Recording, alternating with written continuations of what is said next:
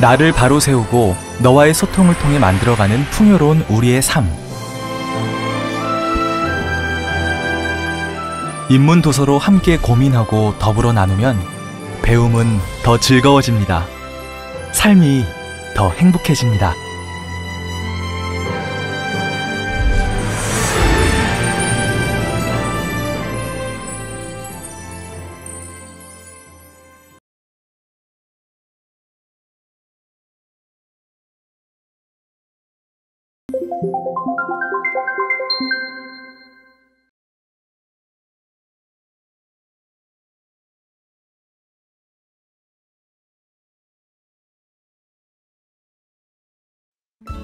(1876년) 황해도 해주 백운방 턱골의 가난한 집에서 사내 아이가 태어납니다. 어릴 때부터 총명하여 어린 훈장으로 불렸던 아이. 이 아이가 청년이 될 무렵은 일본이 조선을 식민지로 점령하려 야욕을 드러내던 때였습니다. 이 청년은 주막에서 조선인으로 변장한 일본인 장교를 명성황후의 원한을 갚는다는 이유로 죽여서 사형을 선고받게 됩니다. 이 청년이 바로 민족의 아버지 백범 김구입니다. 사형 집행 당일 고종의 전화 한 통으로 죽음을 면하게 된 김구는 교육자로 거듭나고 신민회에 가입하여 독립운동을 이어갑니다. 하지만 일본의 감시 대상이 된 그는 그 후 2번이나 감옥에 갇혀 악랄한 고문을 당하게 됩니다. 1919년 대한민국 임시정부의 국무령이 된 그는 한인 애국단을 조직하여 이봉창과 윤봉길 의거를 주도하며 민족혼을 일깨웁니다. 해방 이후에는 민족의 분단을 막으려 노력했지만 안타깝게도 그는 암살자가 쏜 총에 맞아 생을 마감하게 됩니다. 오로지 독립을 위해, 나라를 위해 평생을 바친 김구. 백범 일지는 그런 그의 자서전이자 파란만장한 조국 광복의 투쟁사를 담고 있는 위대한 기록입니다.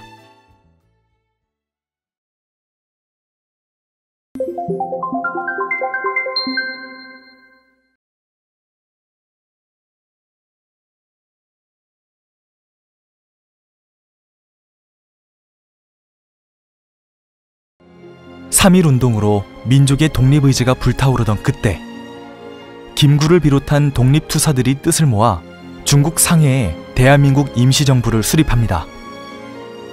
임시정부에서 서로의 역할을 정할 때 김구는 임시정부의 문지기를 하겠다고 말하는데요. 백범일지에 등장한 이 장면을 자세히 살펴볼까요?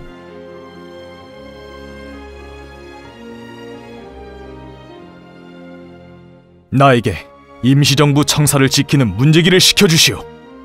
아니, 김구 선생께서 문지기를 시켜달라니 무슨 말이오? 나는 감옥에 있을 때 죽기 전에 꼭 한번 우리 정부 청사의 뜰을 쓸고 유리창을 닦는 문지기가 되게 해달라고 빌었어. 그러니 꼭 문지기를 시켜주시오. 백범다운 말씀이오. 그 말씀을 들으니 새삼 고개가 숙여지오. 총정이를 맡으셔야 할 분에게 문지기라니! 당치 않습니다! 난 마침내 더 사양하지 못하고 경무국장을 맡게 되었다.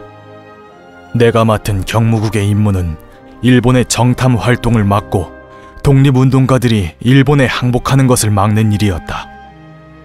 일본의 마수가 어느 쪽에서 뻗쳐 들어오는지 늘 눈을 똑바로 뜨고 지켜야 했으니 내가 바라던 대로 임시정부의 문지기가 된 것이다.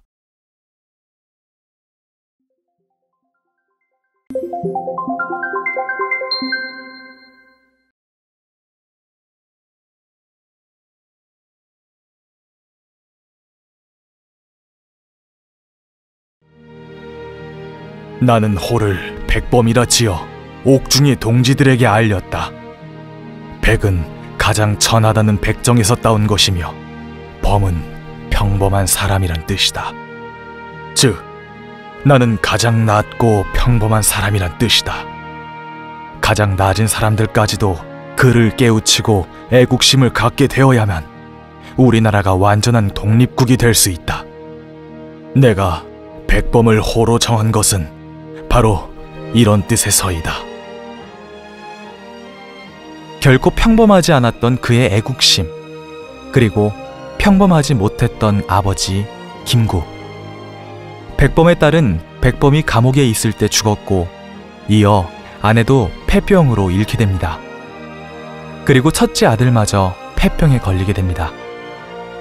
그는 약을 쉽게 구할 수 있는 위치에 있었지만 많은 동포들이 폐병을 앓고 있는데 내 아들만 살릴 수는 없다며 결국 첫째 아들도 잃게 됩니다.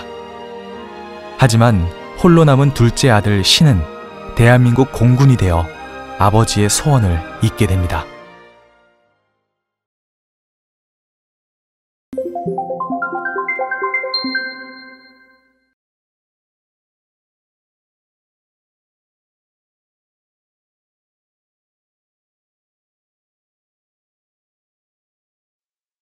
김구는 한인 애국단을 조직하여 일본의 주요 인물을 죽이거나 중요 기관을 파괴할 계획을 추진합니다. 1932년 1월 8일 동경 항복판에서 철공소 직원 이봉창은 김구의 지시로 일왕에게 수류탄을 던졌으나 명중시키지 못하였습니다. 그 후 김구는 윤봉길에게 두 번째 거사를 지시합니다. 1932년 4월 29일 윤봉길이 상하이로 떠나는 날 아침, 윤봉길은 시계를 끌어주며 말합니다. 이 시계는 어제 6원을 주고 산 새 시계인데 선생님 시계는 2원짜리니 제가 타고 바꿉시다. 제 시계는 앞으로 1시간밖에 쓸 데가 없으니까요. 후일 지하에서 만납시다. 그날 오후 3시 상하이 홍코우 공원. 일본 일왕의 생일 기념 행사에 윤봉길이 던진 폭탄이 터집니다.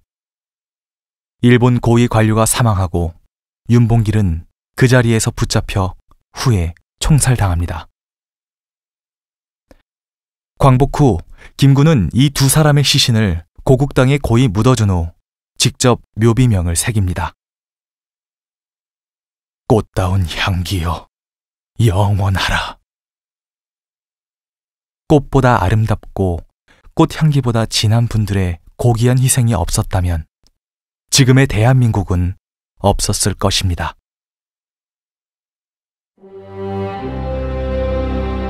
내 소원이 무엇이냐 하고 하느님이 내게 물으시면 첫째도 둘째도 셋째도 나의 소원은 우리나라 대한의 완전한 자주 독립이요 라고 답할 것이다.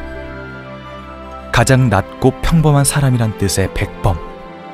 그러나 백범 일지에 담긴 나라를 향한 뜨거운 마음은 결코 낮지도 평범하지도 않았습니다.